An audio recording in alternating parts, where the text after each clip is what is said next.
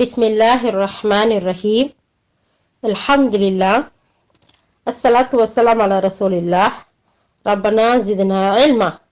ரப்பி ஷ்ரஹ் லி சத்ரி வ யஸ்ஸிர் லி அம்ரி வஹ்லுல் உக்தத்தம் மின் லிசானி யஃப்கஹு கௌலி. யா ஃபத்தாஹ். அல்ஹம்துலில்லாஹ். அல்லாஹுடைய மாபெரும் கருணை, அவனுடைய கிருபையை கொண்டு நம்ம தொடர்ந்து இந்த வகுப்பு பார்த்து வரோம்.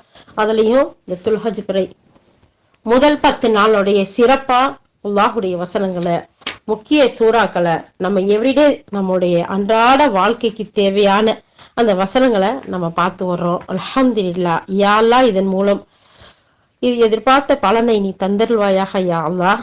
யா அல்லாஹ், இதன் மூலம் நாங்கள் செய்யக்கூடிய அமல்களை நீ பொருந்தி கொள்வாயாக யா அல்லாஹ்.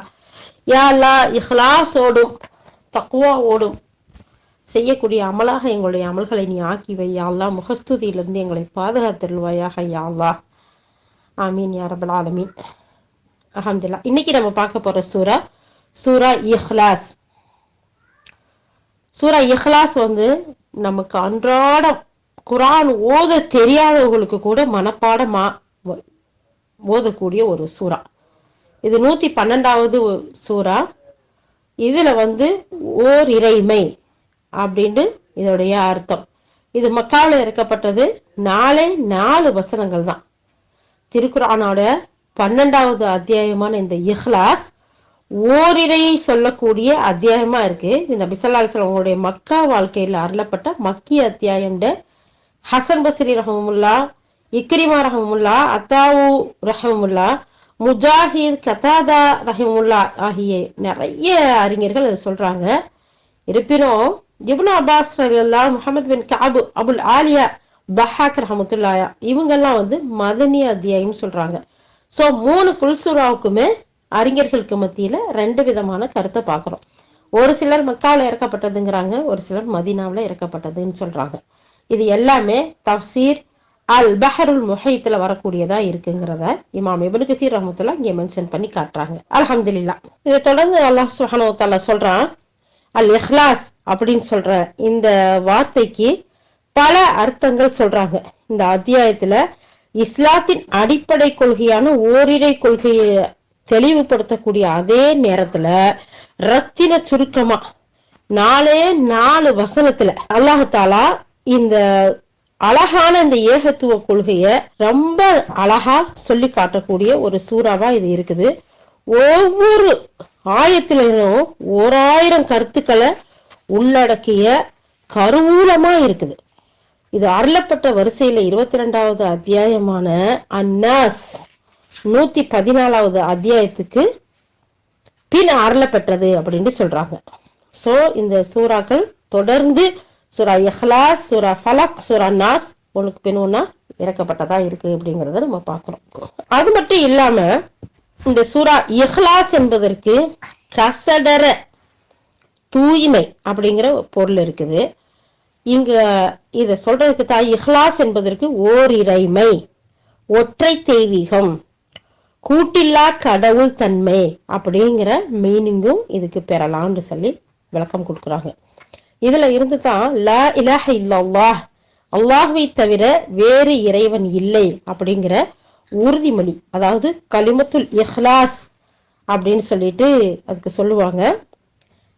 இந்த இதையும் இமாம் இப்னு கஸீர் ரஹ்மத்துல்லாஹ் இங்க கொடுத்திருக்கிறாங்க. அல் முன்ஜீதுல இது பதியப்பட்டிருக்குன்னு சொல்றாங்க. இந்த அத்தியாயத்துல இடம்பெறக்கூடிய 4 பெரும் வசனங்கள் ஒவ்வொன்றுமே ஓரிரை கொள்கைய வலியுறுத்தக்கூடியதா இருக்குது.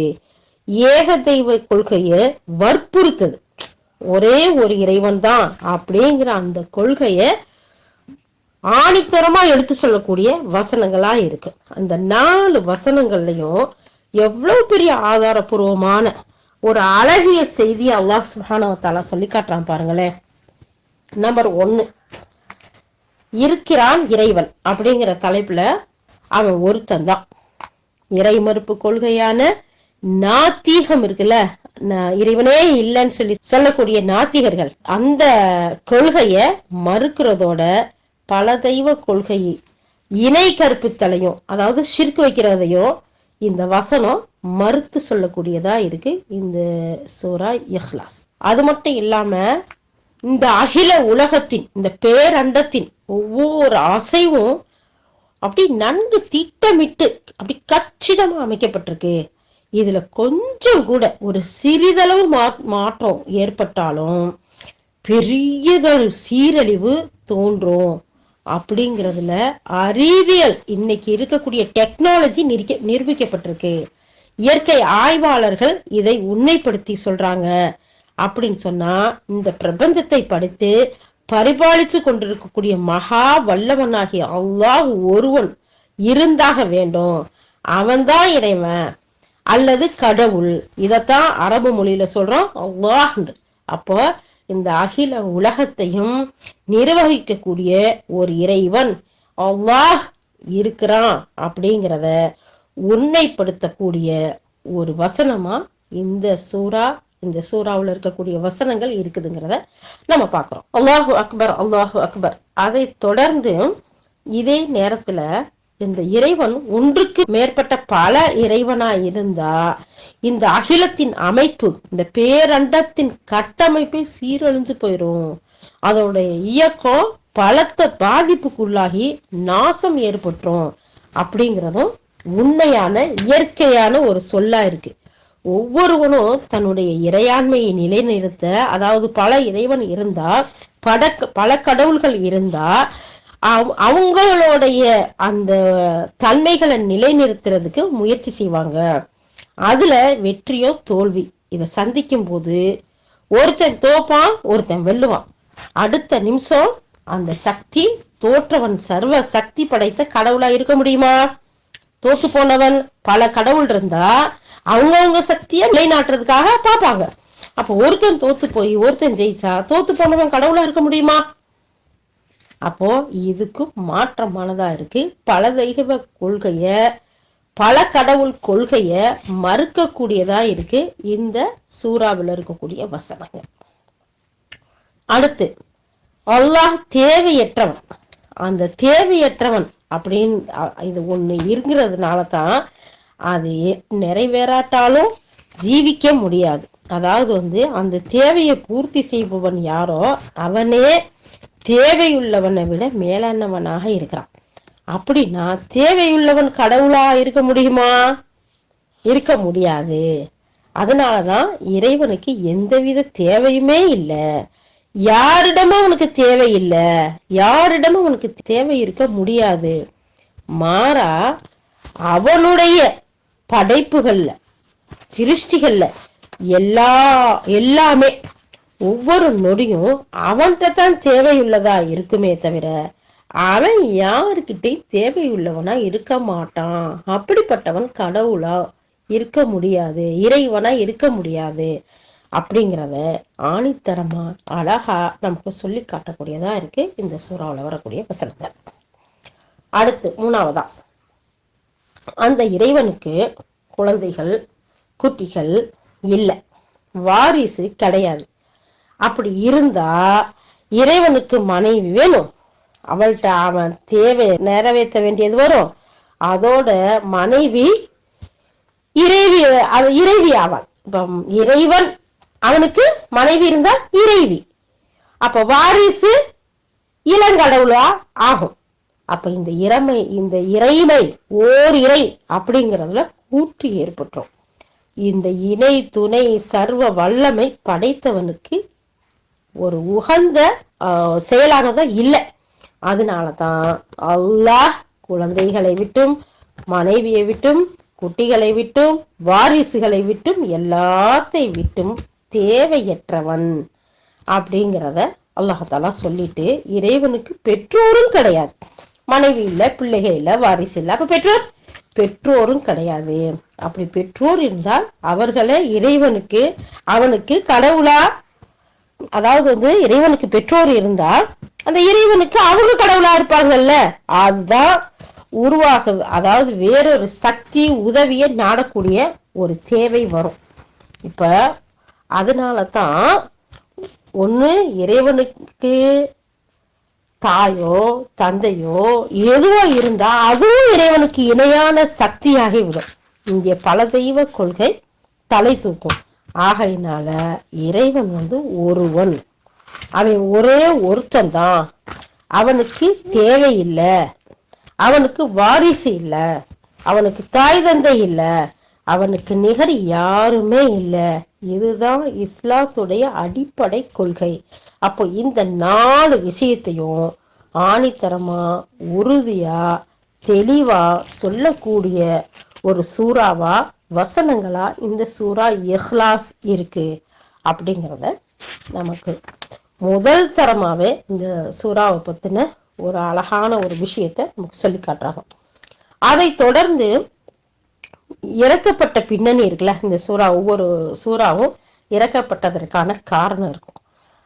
அதை பத்தி சொல்லும் போது உபை இப்னு கஅப் ரலியல்லாஹு அன்ஹு சொல்றாங்க, ஒரு தடவை இணை வைப்பாளர்கள் நபி ஸல்லல்லாஹு அலைஹி வஸல்லம் அவங்கள்ட்ட முஹம்மதே, உம்முடைய இறைவனுடைய பரம்பரையை எங்களுக்கு சொல்லுங்க, அவன் எந்த பரம்பரையை சேர்ந்தவன், நம்மள இருக்காங்க இல்லையா, இவங்க ராவுத்தர் கூட்டம், இவங்கெல்லாம் மரைக்கையர் கூட்டம், இவங்கெல்லாம் இப்படி ஒவ்வொருத்தரும் ஒவ்வொரு பரம்பரைய ஒவ்வொரு அந்த குலப்பிரிவுகளை கொண்டவங்களா இருக்காங்கல்ல. அப்படி கேக்குறாங்க, முஹம்மதே ஸல்லல்லாஹு அலைஹி வஸல்லம் உங்களுடைய இறைவன் எந்த பரம்பரையை சேர்ந்தவன் சொல்லுங்க அப்படின்னு சொல்லி கேக்குறாங்க. அப்பதான் நபியே நீர் கூறுவீராக, அவன் அல்லாஹ், அவன் ஏகன், அவன் ஒருத்தன், அவன் இந்த பரம்பரை, குடும்பம், மனைவி, மக்கள், பெற்றோர், தாய் தந்தை, உறவினர்கள், இதையெல்லாம் விட்டு தேவையற்றவன். அவன் யாரும் பெற்றெடுக்கவும் இல்லை, அவன் யாராலும் பெற்றெடுக்கப்படவும் இல்லை, அவனுக்கு நிகராக யாரும் இல்லை அப்படிங்கிற இந்த அத்தியாயம் இறக்கப்பட்டுச்சு, அருளப்பட்டுச்சு அப்படின்னு சொல்றாங்க. இந்த செய்தி ஜாமியா திர்மிதி 3287 ஹதீஸ்லையும், முஸ்னத் அஹ்மத் தப்சீர் தபரிலையும் இந்த செய்தியெல்லாம் பதியப்பட்டிருக்கின்ற இமாம் இப்னு கஸீர் ரஹ்மத்துல்லாஹி நமக்கு சொல்றாங்க. அதை தொடர்ந்து இந்த அத்தியாயத்துடைய சிறப்பை நம்ம பார்க்கிறோம். ஆயிஷா ரலியல்லாஹு சொல்றாங்க, நபி ஸல்லல்லாஹு அலைஹி வஸல்லம் அவங்க ஒரு மனிதரை படை பிரிவுக்கு தளபதியா ஆக்கி அனுப்புனாங்க. அவர் தனது தொழுகையில தன்னுடைய தோழர்களுக்கு குர்ஆன் வசனங்களை ஓதி தொழுவிச்சு வர்றாரு. அப்படி தொழுவிச்சு வரும்போது ஒவ்வொரு முறையும் ஓதி முடிக்கும் போதும் குல் ஹுவல்லாஹு அஹத் என்று சொல்லக்கூடிய இந்த சூறாவை, இந்த அத்தியாயத்தை ஓதித்தான் அவர் முடிக்கிறார். அப்ப அந்த படையினர் என்ன செய்யறாங்க, திரும்பி வந்ததும் நபி ஸல்லல்லாஹு அலைஹி வஸல்லம் இதை பத்தி தெரியப்படுத்துறாங்க. இந்த படை தளபதியா எங்களுக்கு இவரை நியமிச்சிங்கல, இவர் என்ன செய்வாரு, எங்களுக்கு தொழுகையில எல்லாம் மற்ற வசனங்களை ஓதுவாரு, ஆனா கடைசியா இந்த சூறாவை, இந்த வசனங்களை ஓதிதான் அவர் முடிக்கிறாரு அப்படின்னு சொல்லிட்டு அதை சொல்றாங்க. அப்போ நபி ஸல்லல்லாஹு அலைஹி வஸல்லம் அவங்க நீங்க எதுக்காக இப்படி செய்றீங்கன்னு சொல்லிட்டு அந்த படை ததைபடிட்ட கேளுங்கன்னு சொல்றாங்க. அவங்களும் அவர்கிட்ட போய் கேட்குறாங்க. அதுக்கு அவர் சொல்றாரு, நான் ஏன் இப்படி ஓதுறேன்டா, அந்த அத்தியாயம் இருக்குல்ல, அந்த சூறா பேர் அருளாளனுடைய ஒரே ஒரு இறைவன் அப்படிங்கிற அந்த தன்மையை, அந்த பண்புகளை எடுத்து சொல்லக்கூடியதா இருக்கு, அதை அதிகமா ஓதுவதை நான் விரும்புறேன் அப்படின்னு அவர் சொல்றாரு. இதை கேள்விப்பட்ட நபி ஸல்லல்லாஹு அலைஹி வஸல்லம் சொல்றாங்க, அவரை அல்லாஹ் நேசிக்கின்றான், அவர் அதை விரும்பி அதை எப்படி நேசமா ஓதுறாரோ அதே மாதிரி அல்லாஹும் அவரை நேசிக்கிறான் அப்படிங்கிறத சொல்லுங்கன்னு சொல்றாங்க. இந்த செய்தி சஹீஹுல் புகாரி 7375 ஹதீஸா பதியப்பட்டிருக்கு. சஹீஹுல் முஸ்லிம் 481 ஹதீஸ். சுப்ஹானல்லாஹ், ஓரிரை கொள்கையை ரொம்ப அழகா தெளிவா பறைசாட்டக்கூடிய, விளக்கக்கூடிய ஒரு சூறாவா இருக்கு. இந்த சூறாவை யாரெல்லாம் நேசிச்சு ஓதுறாங்களோ அல்லாஹ் அவர்களை நேசிக்கக்கூடியவனா இருக்கிறான் அப்படிங்கிற அழகிய செய்தியை நபி ஸல்லல்லாஹு அலைஹி வஸல்லம் சொல்றாங்க. இது முதல் சிறப்பு. அடுத்து இரண்டாவது, அனஸ் ரலியல்லாஹு சொல்றாங்க, அன்சாரிகள்ல குல்சும் பின் அல் ஹித்ம் அப்படின்னு சொல்லக்கூடிய ஒருவர் குத்துபா பள்ளிவாசல்ல மக்களுக்கு தலைமை தாங்கி தொழுவிக்கக்கூடிய இமாமா இருந்தார். அவர் என்ன செய்யறாரு, ஃபாத்திஹா அத்தியாயத்துக்கு பின்னாடி ஓதப்படக்கூடிய அத்தியாயத்தை ஓதி மக்களுக்கு தொழுகை ஆரம்பிக்கும் போதெல்லாம் இந்த அத்தியாயத்தையும் ஆரம்பிப்பதற்கு முன்ன குல்ஹு சூறாவை, இந்த குல் ஹுவல்லாஹு அஹத் அப்படிங்கிற இந்த அத்தியாயத்தை ஓதிய ஆரம்பிப்பார். பிறகுதான் மற்ற ஒரு அத்தியாயத்தை ஓதுவாரு. ஒவ்வொரு ரக்காயத்திலும் அவர் இந்த மாதிரி செய்யறது வழக்கமா இருந்துச்சு.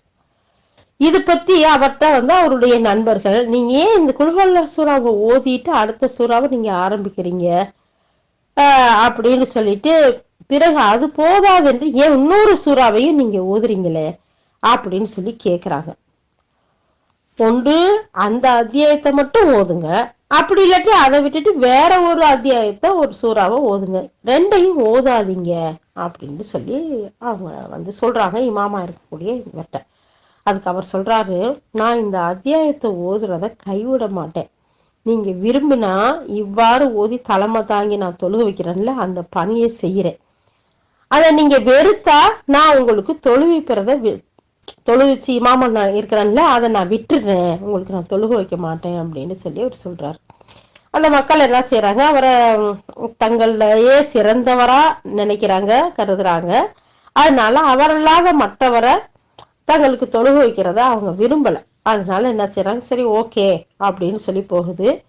இது ஒன்னு நபி ஸல்லல்லாஹு அலைஹி வஸல்லம் அவங்கள்ட்ட வர்ற நேரத்துல இந்த செய்தியை அவங்கள்ட்ட தெரிய வைக்கிறாங்க. அப்ப நபி ஸல்லல்லாஹு அலைஹி வஸல்லம் அந்த மனிதரை கூப்பிட்டு, உங்கள் தோழர் உங்களுக்கு எதை சொல்றாங்களோ அது போன்று நீங்க ஏன் செய்யக்கூடாது, என்ன காரணத்தினால ஒவ்வொரு ரகாயத்துல நீங்க இந்த அத்தியாயத்தை ஓதக்கூடியவர்களா பயன்படுத்தக்கூடியவர்களா இருக்கிறீங்க அப்படின்னு சொல்லி கேட்கிறாங்க.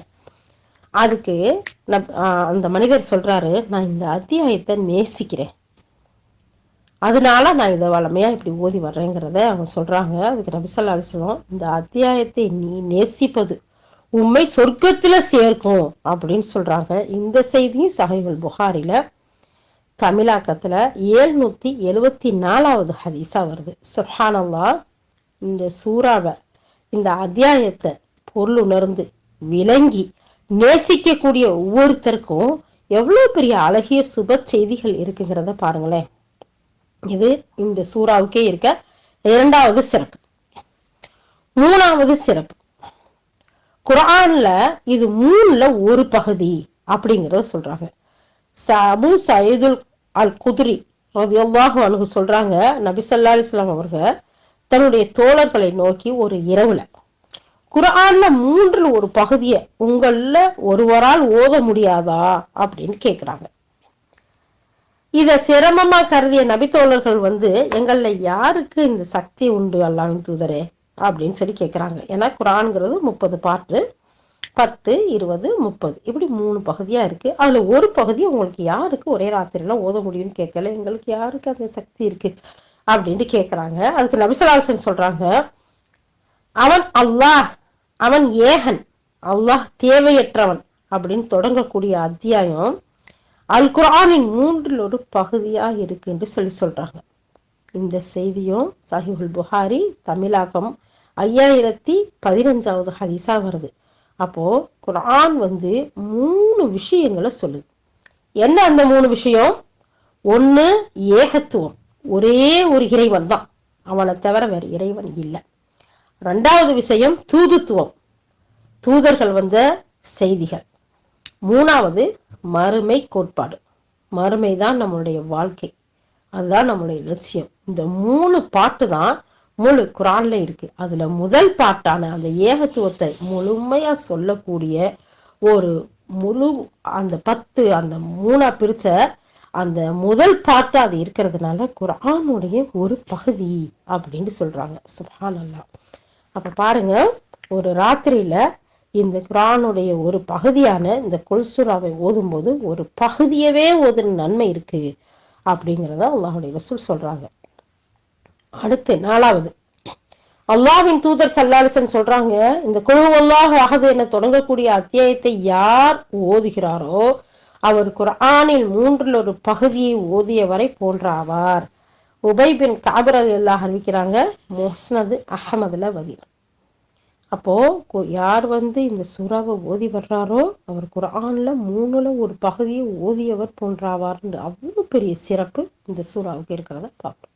5வது சிறப்பு, அபூ தர்தா ரலியல்லாஹு அவங்க சொல்றாங்க, அல்லாஹ்வின் தூதர் ஸல்லல்லாஹு அலைஹி வஸல்லம் மக்களை நோக்கி, ஒவ்வொரு நாளும் குர்ஆன்ல 3ல் ஒரு பகுதியை உங்கள் ஒருவரால் ஓத முடியாதா அப்படின்னு சொல்லிட்டு கேக்குறாங்க.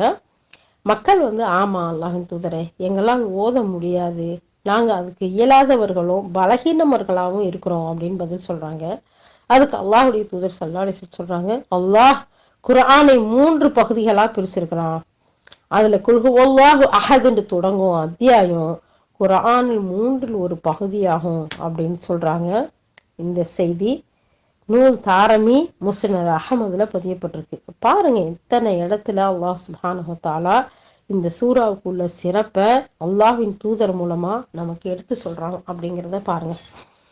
அதுக்கடுத்து 6வது அல்லாஹ் அப்துல்லாஹ் பின் குபைப் ரலியல்லாஹு அவங்க சொல்றாங்க, ஒரு முறை எங்களுக்கு ஒரு மிதமான மழையும் இருளும் ஏற்பட்டுச்சு. அப்போ எங்களுக்கு தொலை வைப்பதற்காக அல்லாஹ்வுடைய தூதர் ஸல்லல்லாஹு அலைஹி வஸல்லம் அவர்களை நாங்க எதிர்பார்த்திருந்தோம்.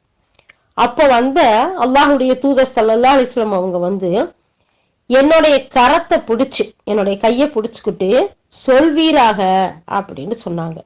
நான் மௌனமா இருந்தேன்.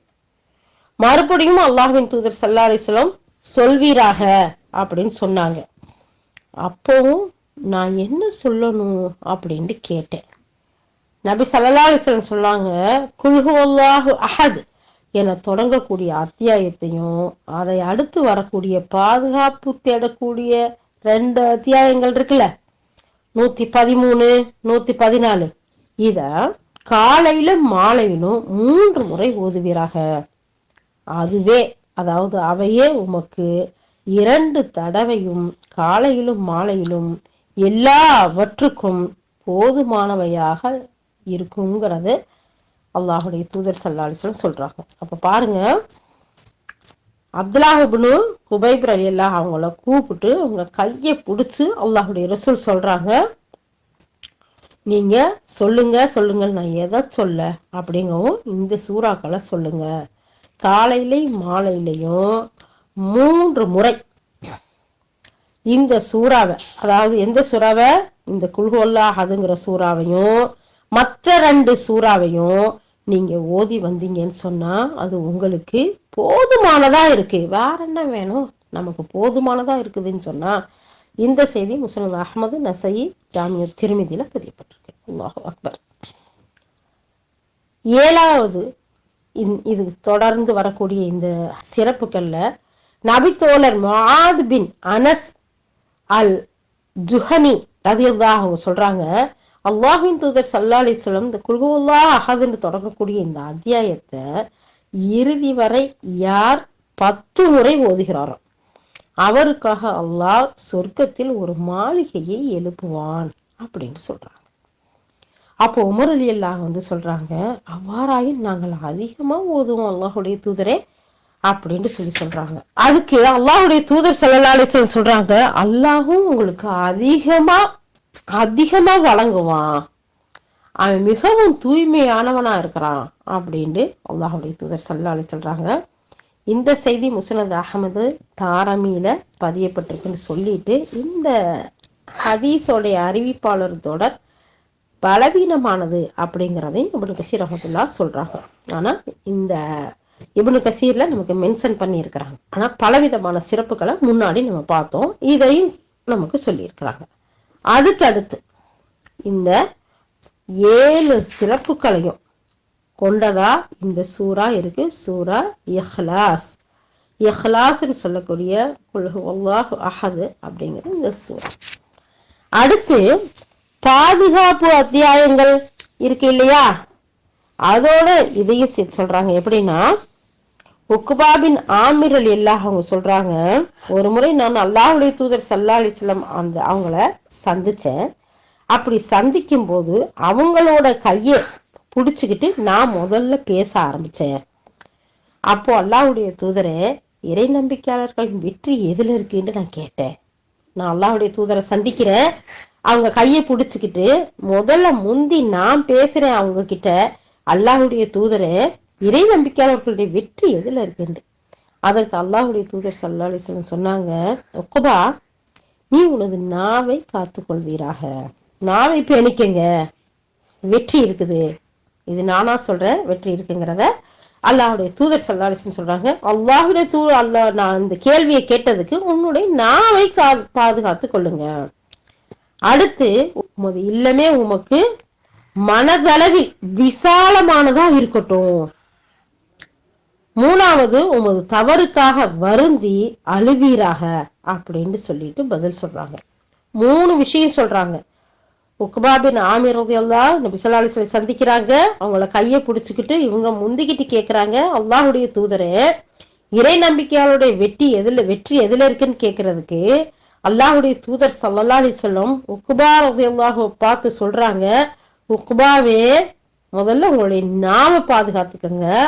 2வது உங்களுடைய வீடு இருக்குல்ல, அதுவே உங்களுக்கு மனதளவுல விசாலமானதா இருக்கட்டும். அதுக்கடுத்து உங்களுடைய தவறுக்காக வருந்தி அழுவீராக அப்படின்னு சொல்றாங்க. இப்ப சொல்ல போனா இதுக்கு நம்ம என்ன சொல்லலாம், தேவையில்லாம பேசாதீங்க, கண்ட பக்கமும் சுத்தாதீங்க, செஞ்சதை நினைச்சு அலட்சியமா இருக்காதீங்க, வருத்தப்பட்டு துவா செய்யுங்க, அல்லாஹ் இடத்துல அழுது பாவ மன்னிப்பு தேடுங்க. இப்படிங்கிற அழகான ஒரு விளக்கங்கள் நிறைந்த ஒரு விஷயத்தை சொல்லி கொடுக்குறாங்க. அதுக்கு பின்னாடி ஒரு முறை அல்லாஹ்வுடைய தூதர் ஸல்லல்லாஹு அலைஹி வஸல்லம் என்ன சந்திச்சாங்க. அதுக்கு அடுத்து கொஞ்ச நாள் கழிச்சு அப்போ என் கையை அவங்க புடிச்சுக்கிட்டு முதல்ல நபி ஸல்லல்லாஹு அலைஹி வஸல்லம் பேசுறாங்க. எப்படி பேசுறாங்க?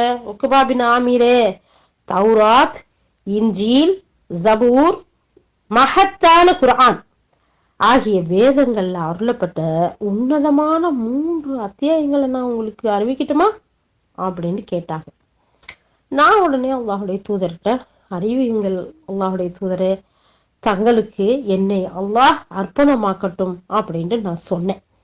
அப்போ அல்லாஹ்வுடைய தூதர் ஸல்லல்லாஹு அலைஹி வஸல்லம் குல் ஹுவல்லாஹு அஹத், குல் அஊது பிரப்பில் ஃபலக், குல் அஊது பிரப்பின் நாஸ் என தொடங்கக்கூடிய 3 அத்தியாயங்களையும் எனக்கு அவங்க ஓதி காட்டினாங்க.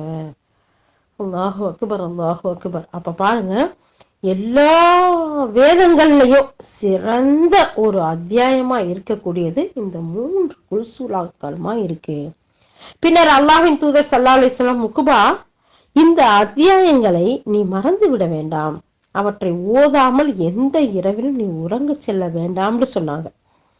நபி அவர்கள் இந்த அத்தியாயங்களை நீ மறந்து விட வேண்டாம்னு சொன்னதுல இருந்து அதை நான் அந்த சூறாக்களை நான் மறக்கவும் இல்லை, அவற்றை ஓதாம எந்த இரவிலும் நான் உறங்க சென்றதும் இல்லை அப்படின்னு சொல்லிட்டு உக்பா ரலியல்லாஹு சொல்றாங்க.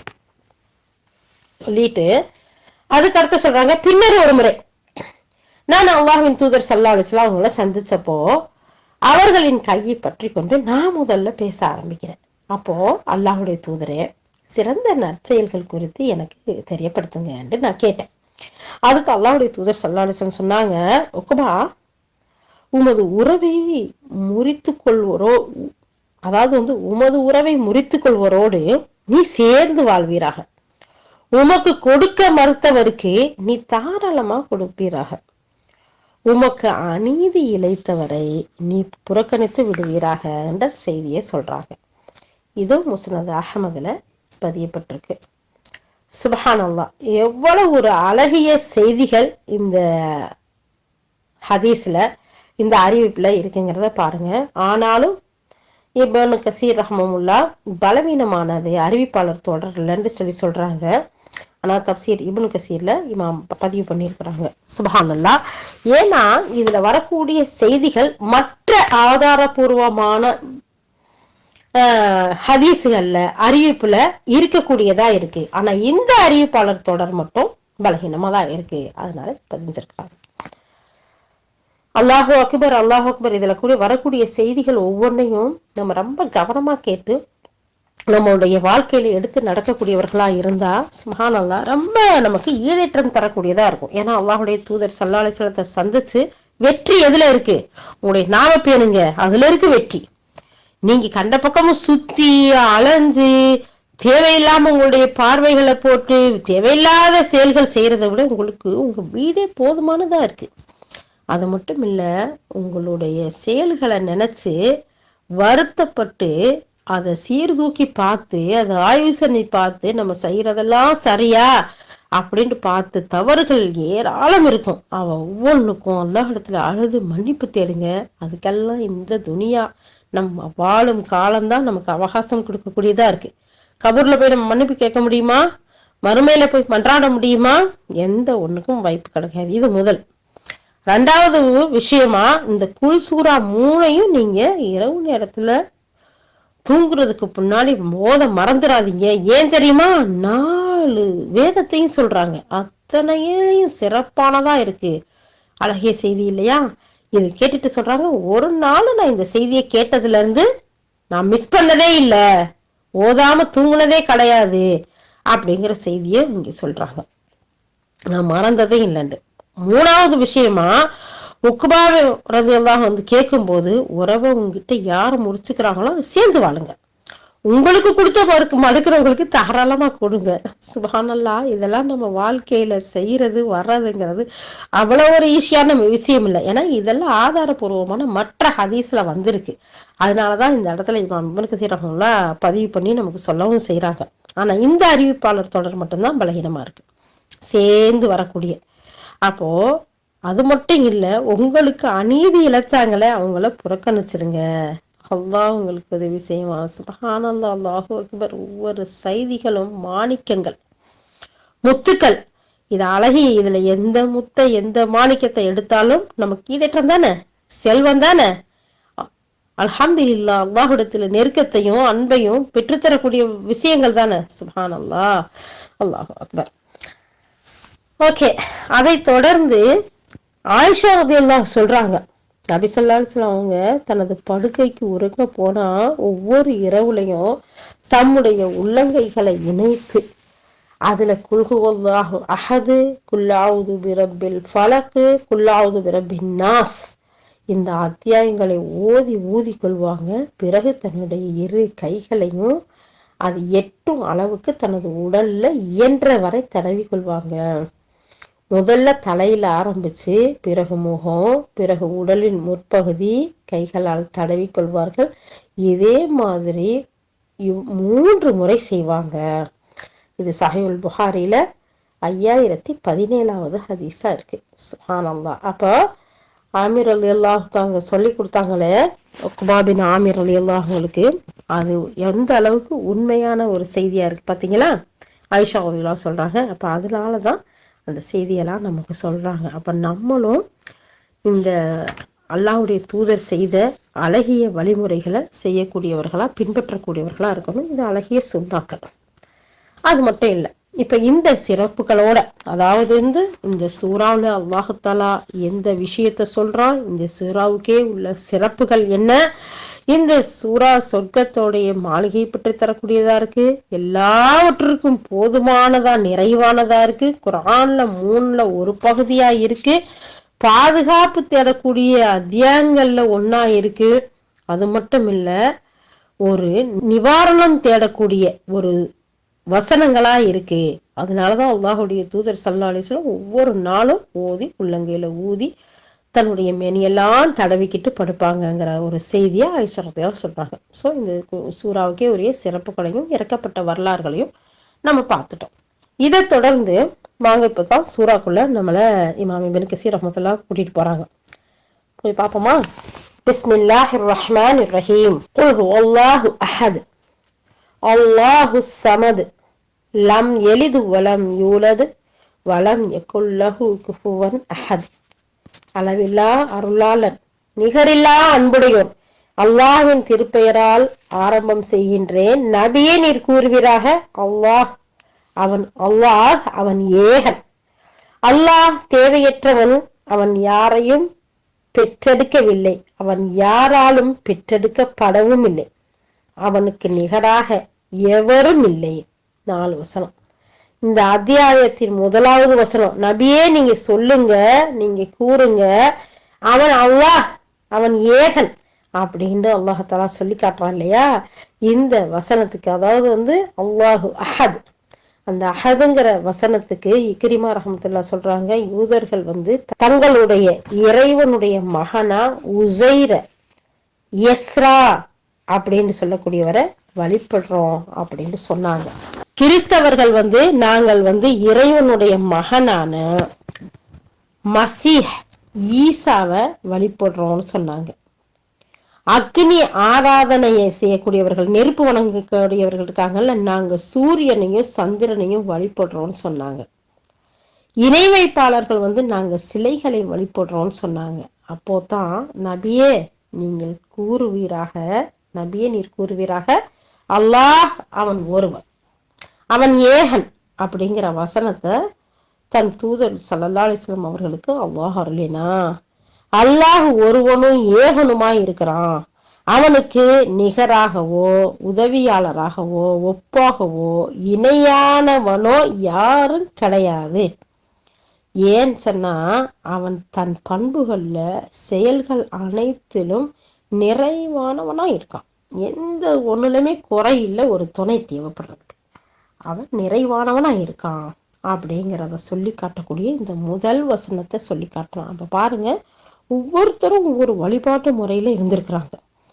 அந்த நேரத்துலதான் அல்லாஹ் சுப்ஹானஹு வ தஆலா தன்னுடைய தூதரா முஹம்மது நபி ஸல்லல்லாஹு அலைஹி வஸல்லத்தை தேர்ந்தெடுத்து அவங்களுக்கு அழகிய செய்தியா இந்த சூறாவை அல்லாஹ் இறக்கி முதல் வசனத்துல அவனுக்கு நிகர் கிடையாது, அவனுக்கு எந்த ஒரு இணையும் இல்லை துணையும் இல்லை அல்லாஹ் அப்படிங்கிறத அவன் ஒரே ஒருத்தந்தான், அந்த இடத்துல கூட்டு இல்லை அப்படிங்கிற ஒரு விஷயத்த சொல்றான். ரெண்டாவது வசனத்துல அல்லாஹ் தேவைகள் அற்றவன், எந்த தேவையுமே அவனுக்கு கிடையாது. இதுக்கு இப்னு அப்பாஸ் விளக்கம் சொல்லும்போது, படைப்புகள் யாவுமே தன் தேவைகள்லையும் கோரிக்கைகள்லையும் அவனிடமே தேவையாகுது, ஆனால் அவனுக்கு யாரிடமும் எந்த தேவையும் கிடையாது என்று குறிப்பிடக்கூடியதா இருக்கு.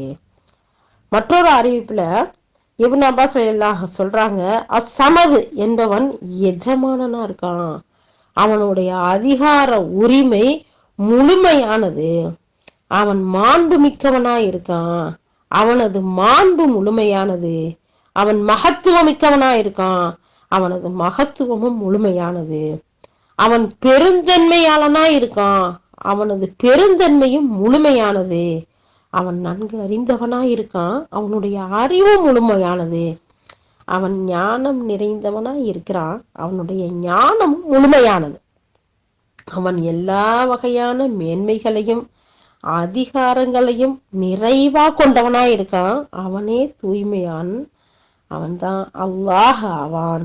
சுப்ஹானல்லாஹ். இந்த பண்புகள் யாவுமே அவனையன்றி வேற யாருக்குமே பொருந்த, அவனுக்கு நிகர் யாரும் இல்லை, அவனை போன்ற எந்த பொருளும் இல்லை. அடக்கி ஆள்பவனும் ஏகனுமான அல்லாஹ் தூய்மையானவனா இருக்கான் அப்படிங்கிற ஒரு செய்தியை இந்த இடத்துல சொல்லி காட்டுறாங்க. யாரு? இமாம் இப்னு அப்பாஸ் ரலியல்லாஹு. அப்போ இந்த சூறாவுல அல்லாஹ்வுடைய அத்தனை பண்புகளையும் அவனுடைய முழுமையான தன்மைகளையும் ஓரிரை கொள்கைகளையும் அழகான முறையில சொல்றாங்க. அப்ப அவனுக்கு இணை வைக்கலாமா? அவனுக்கு மாறு செய்யலாமா? அவனுக்கு வேற ஏதாவது ஒரு கூட்டம் சொல்லலாமா? கிடையாது அப்படிங்கிறத சொல்றாங்க. அமஷ் ரஹ்மத்துல்லா இந்த இடத்துல சொல்றாங்க, அஸ்ஸமதுங்கிற இந்த சொல் இருக்குல்ல, அது அதிகார எல்லையை தொட்டுவிட்ட எஜமானை குறிக்கும். அப்படிப்பட்ட ஒரு மீனிங் அதுக்கு இருக்கு. ஹசன் அல் பஸ்ரி, கதாதா ரஹ்மத்துல்லா இவங்க சொல்றாங்க, படைப்புகளுக்கு பின்னரும் நிலைத்திருப்பவனே அஸ்ஸமது. அதாவது படைப்புகள்லாம் அழிக்கப்படுதுல, அப்ப அவன் அழிஞ்சு போக மாட்டான், அதுக்கு பின்னாடி நிலையா இருப்பான், அவன் தான் சமது அப்படின்னு சொல்றாங்க. இன்னொரு அறிவிப்புல ஹசன் அல் பஸ்ரி சொல்றாங்க, அழிவே இல்லாத நித்திய ஜீவனை படைப்புகளை நிலைநிறுத்துவனை இச்சொல் சொல்லி குறிக்கிறது. அதாவது இந்த சமதுங்கிறதுக்கு நிறைய விளக்கங்களை சொல்றாங்க. அவனுக்கு நிகர் அவன் தான், வேற யாரும் எதுவும் இல்லை அப்படிங்கிற விஷயத்து வரைக்கும் பார்க்கிறோம். அதை தொடர்ந்து ரபியா பின் அனஸ் ரஹிமுல்லா விளக்கம் சொல்றாங்க, அதாவது அசமதுன்னு சொன்னா யாரையும் பெற்றெடுக்காதவன், யாராலும் பெற்றெடுக்கப்படாதவன் அப்படிங்கிற ஒரு விளக்கத்தை சொல்றாங்க.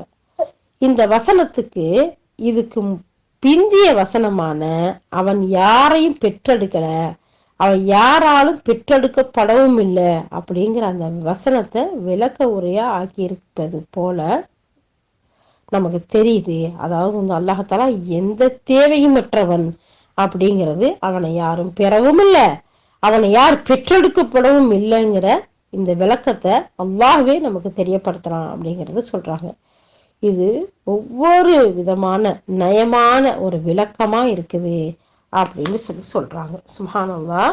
அபுல் காசிம் தபரானி ரஹமத்துல்லா சொல்றாங்க, அசமதுங்கிற இந்த சொல்லுக்கான விரிவுரை தொடர்பாக அபுல் காசிம் தபரானி அவங்க தனது அசுன்னா என்கிற நூல்ல மேற்கண்ட கருத்துக்கள் பெரும்பாலானதை எடுத்து எழுதி இருக்கிறாங்க அப்படின்னு சொல்றாங்க.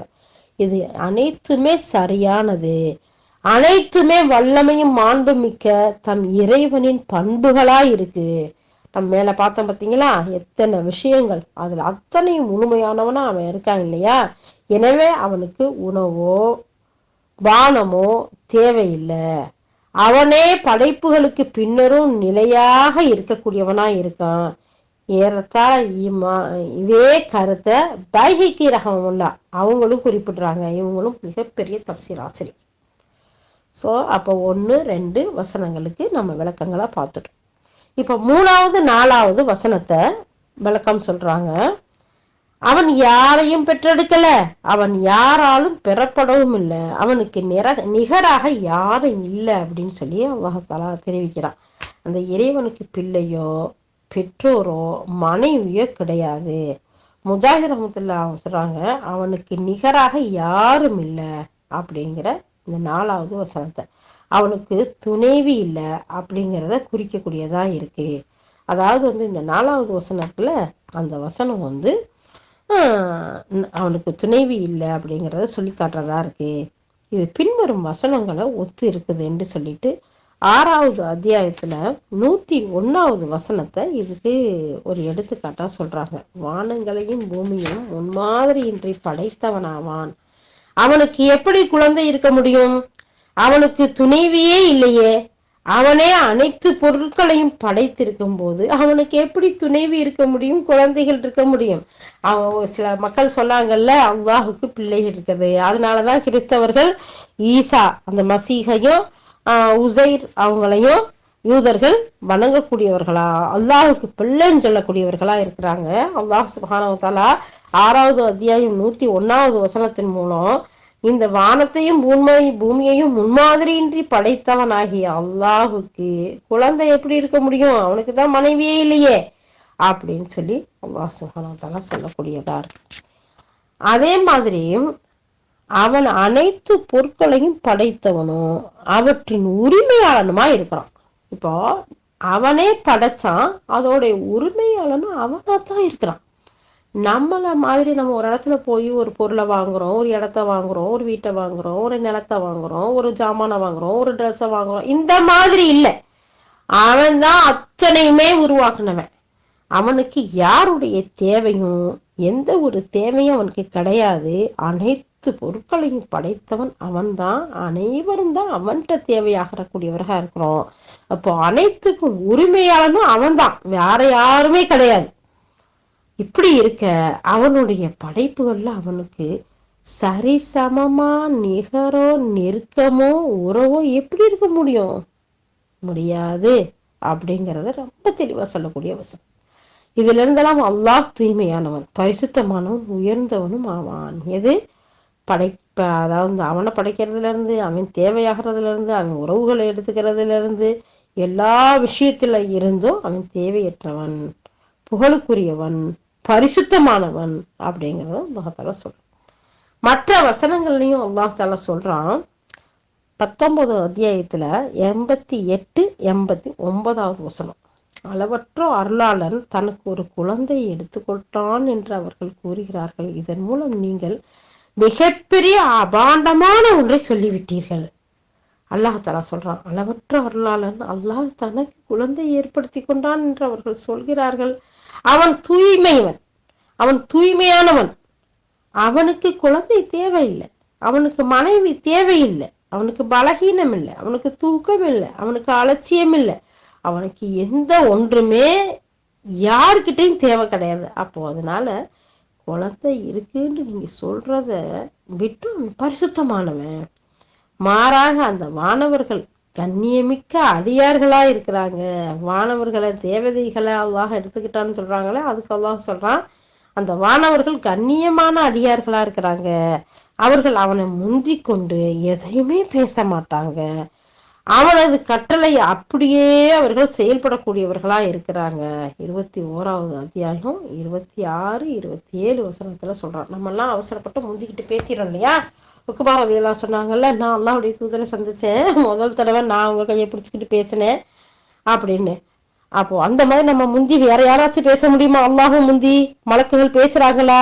கிடையாது, பேசக்கூடியவர்களா இல்ல அப்படிங்கறத அல்லாஹ் சுப்ஹானஹு வ தஆலா இதுல சொல்லி காட்டுறான். 21வது அத்தியாயம் 26வது வசனம், 27வது வசனம். அடுத்து நபி ஸல்லல்லாஹு அலைஹி வஸல்லம் சொல்றாங்க, மனவேதனைக்கு உள்ளாக்கும் செய்தியை கேட்டும் உடனே தண்டித்து விடாமல் மிகவும் பொறுமை காப்பவர் அல்லாஹ்வை விட வேற யார் இருக்க முடியும்? அதாவது அல்லாஹ்வுடைய ரசூல் சொல்றாங்க, அல்லாஹ்வுக்கு மனவேதனை தரக்கூடிய செய்தியை கேட்டோம் அவங்கள தண்டிக்காம பொறுமையோட இருக்கிறவங்க அல்லாஹ்வை தவிர வேற யார் இருக்க முடியும்?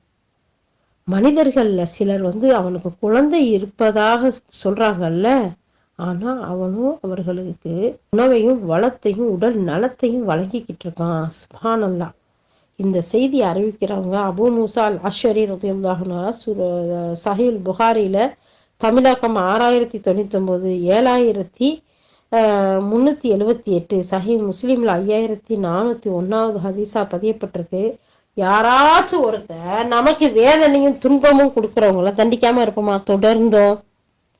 அது அல்லாஹ்வை தவிர வேற யாராலையும் செய்ய முடியாது. ஏண்டா எவ்வளவு பேரு அல்லாஹ்வுக்கு இணை வைக்கிறாங்க. கோடிக்கணக்கான மக்கள் இல்லையா? எத்தனை பேரு அல்லாஹ்வுக்கு மகன் இருக்குன்னு சொல்றாங்க. கோடிக்கணக்கான மக்கள் அதுலயும் இல்லையா? எத்தனை பேரு அல்லாஹ்வுக்கு புள்ள இருக்கு, வானவர்களா அல்லாஹ் பிள்ளைகளா பெண் மக்களா எடுத்துக்கிட்டான். இப்படி எத்தனை பேர் அல்லாஹ்வுக்கு அல்லாஹ் சொல்லாத பொய்யை இட்டுக்கட்டி சொல்லக்கூடியவங்க எல்லாம் இருக்கிறாங்க. அல்லாஹ் அவங்களுக்கெல்லாம் உணவும் கொடுத்து அவங்களுக்கு தேவையான எல்லா வளத்தையும் உடல் நலத்தையும் தான் நல்லா கொடுத்துக்கிட்டு இருக்கான். இது அல்லாஹ் தவிர வேற யாரால கொடுக்க முடியும்? நிச்சயமா மனிதர்களாகிய நம்மளால முடியுமா? ஆனா எத்தனை தடவைப்பா உனக்கு உதவி செய்யறது? எப்ப பார்த்தாலும் இங்கேயே கேட்டு வர்ற, ஆனா எப்ப பார்த்தாலும் புலம்பிக்கிட்டே இருக்கே, உனக்கு என்னதான் அப்படி பிரச்சனை? ஒரு சலிப்படைஞ்சிருவோம், ஒரு வெறுத்துருவோம். அட போ உனக்கு எப்ப பார்த்தாலும் இதான் வேலைன்னு சொல்லிடுவோம். ஆனா அல்லாஹ் சுப்ஹானஹு வ தஆலா அவரவர்களை தேவையை கேட்டு அவரவர்கள்ட்ட எந்த ஒன்றையுமே எதிர்பார்க்காம நிறைவு செய்யக்கூடியவனா இருக்கானே, அவனை மாதிரி சகிப்புத்தன்மை வாய்ந்த யாராச்சும் இருக்க முடியுமா? இவ்வளவு செஞ்சும் குழந்தை இருக்கு, புள்ள இருக்கு அப்படின்னு சொல்லிட்டு அவனுக்கு இணைகளை வேற வச்சு வணங்குறாங்களே, வழிபடுறாங்களே. அப்போ அந்த அல்லாஹ் எவ்வளவு பொறுமையோடு இந்த மக்களை பார்த்துக்கிட்டு இருக்கான். பார்த்துக்கிட்டு இருக்கிறதோட மட்டுமா, அவர்களுக்கு உண்றதுக்கு உணவும் வாழ்க்கைக்கு தேவையான வளத்தையும் அதுக்கு மட்டும் இல்லாம உடல் நலத்தையும் அல்லாஹ்தாலா கொடுத்து வச்சிருக்கான். திருந்த மாட்டாங்களா? ஏதாச்சும் ஒரு இடத்துல திரும்பி வந்துட மாட்டாங்களா அப்படிங்கிறதுக்காக. அதுக்கடுத்து நபி ஸல்லல்லாஹு அலைஹி வஸல்லம் சொல்றாங்க, அல்லாஹ்வை நம்ப மறுக்கக்கூடிய இந்த மக்கள் அல்லாஹ்வை ஏசவும் செய்யறாங்க. எப்படி? அல்லாஹ் சொல்றான், அல்லாஹ் கூறுகின்றான், ஆதமின் மகன் இந்த மனிதன் இருக்கான்ல, என்னை நம்ப மறுக்கக்கூடியவனா இருக்கான். ஆனால் அவனுக்கு அது தகுதி இல்லை. அவன் என்னை ஏசுகிறான், ஆனால் அவனுக்கு அது தகுதி கிடையாது. என்னை நம்பவும் மறக்கிறான், அது அவனுக்கு தகுதி கிடையாது. என்னை ஏசுறான், திட்டுறான், அதுவும் அவனுக்கு தகுதி கிடையாது அப்படின்னு சொல்றாங்க. நான் அவனை முதல்ல படைத்தது போன்று மீண்டும் அவனை நான் படைக்க மாட்டேன் என்று அவன் கூறுவதே அவன் நம்ப மறுப்பதாகும். எவன் முன்மாதிரி இன்றி எந்த ஒரு மாடலும் இன்றி உங்களை நான் படைக்கலையா? அப்படி படைச்ச நான் திருப்பி உங்களை படைப்பேன். உங்களுக்கு நீங்க நன்மை செஞ்சிருந்தா நன்மை கூலியும், தீமை செஞ்சிருந்தா உங்களுக்கு தண்டனையும் கொடுப்பேன்டா. அதை நம்ப மறுக்கிறீங்களே, இதை விட அவனை நிராகரிக்கிறது வேற என்ன வேணும்? அப்போ இதுதான் அவனை மறுக்கிறதா இருக்கு. உண்மையில மனிதன் இறந்த பின்னாடி அவனை மீண்டும் உயிர் கொடுத்து எழுப்புறது அவனை ஆரம்பமா படைச்சதை விட இது ஈஸி. அல்லாஹ் தஆலா சொல்லி காட்டணும். அடுத்து அதாவது முதல்ல நம்ப மறுக்கிறான், அப்புறம் ஏசுறான்னு சொல்றாங்களா? எப்படி ஏசுறான் அப்படின்னு சொல்லி பார்க்கும்போது, இதையே செய்து விட்ட எனக்கு மீண்டும் அதாவது அல்லாஹ் தனக்கு குழந்தையை ஏற்படுத்தி கொண்டான். எது அல்லாஹ் ஏசுவது? அல்லாஹ் தனக்கு குழந்தையை ஏற்படுத்தி கொண்டான் என்று அவன் கூறுவதே அவன் என்னை ஏசக்கூடியதா இருக்கு. ஆனா நானும் ஏகனா இருக்கேன், ஒருவனா இருக்கேன், எவரிடமும் எந்த தேவையமற்றவனா இருக்கேன். நான் யாரையும் பெற்றவனும் அல்ல, யாருக்கும் பிறந்தவனும் அல்ல, எனக்கு நிகர் வேற யாருமே கிடையாது அப்படிங்கிறது அல்லாஹ் சுப்ஹானஹு வ தஆலா சொல்றான். அபூ ஹுரைரா ரலியல்லாஹு அறிவிக்கிறாங்க, சஹீஹுல் புகாரில தமிழாக்கத்துல 3193வது ஹதீஸாவும் 4974வது ஹதீஸாவும் 4975வது ஹதீஸாவும் பதியப்பட்டிருக்கு.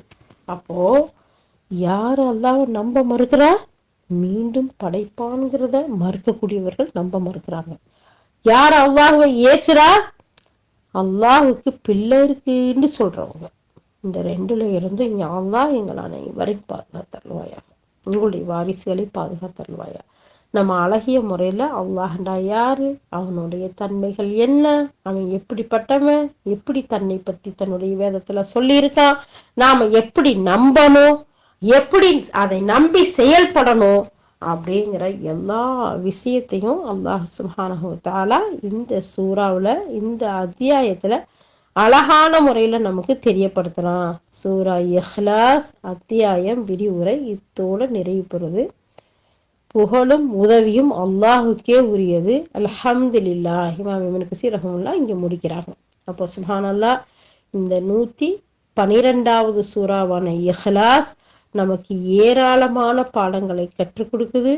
குறிப்பா ஓரிரை கொள்கை, ஏகத்துவம், அந்த ஏகத்துவத்தை அல்லாஹ் ஒருத்தன் தான் அப்படிங்கிறத நிலைநாட்டக்கூடியதா, உறுதிப்பட சொல்லக்கூடியதா, விளக்கக்கூடியதா நமக்கு இந்த சூறா இருக்கு. கேட்டதன்படி அமல் செய்யக்கூடியவர்களா நாம் ஒவ்வொருத்தரும் இருக்கணும். யா அல்லாஹ், எங்கள் அனைவரையும் அப்படிப்பட்ட நல்லடியார்கள் கூட்டத்தில் சேர்த்து ஓரிரை கொள்கையில் இறுதி வரை நிலைத்து நிற்கக்கூடியவர்களாக, இந்த ஓரிரை கொள்கையை உலகம் முழுவதும் எடுத்து சொல்லக்கூடியவர்களாக, யா அல்லாஹ், இதை நிராகரிக்கக்கூடிய மற்ற சகோதர சகோதரிகளுக்கும் இதனுடைய விளக்கங்களை புரிய வைக்கக்கூடியவர்களாக, எடுத்து சொல்லக்கூடியவர்களாக எங்கள் அனைவரையும் ஆக்கி வைப்பாயாக.